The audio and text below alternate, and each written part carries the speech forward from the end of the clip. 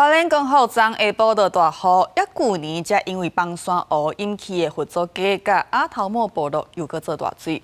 12號是緊急提理，行政院顧問李明贛今仔日是去到花蓮會勘，強調講這擺的淹水毋是馬太安溪溢入來，會來加強排水系統甲報花時間的防護。趁落雨較停，工程人員趕緊進場施工，要挖出一條排水溝，加緊積水消堤速度。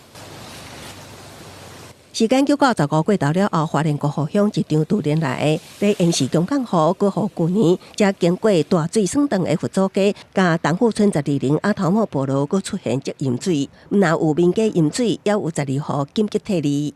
包括電視、冰箱都全新的，瓦斯爐都全新啊！疫情這個系統，他們好像失靈。沒有做好。是今年我們也是有一個恐懼感，我們還是會配合他們啦。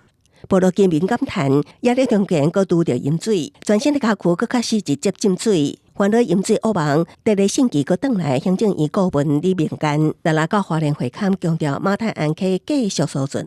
這擺淹水並不是馬太安溪倒灌，阿頭毛是因為縣府馬達那溪排水堤工程施工防護範圍不足造成淹水。這個部分都跟堰塞湖無關。那施工它有留了一個缺口，那以至於這個缺口，昨天的這個一場雨讓水從這個缺口灌入居民的民宅。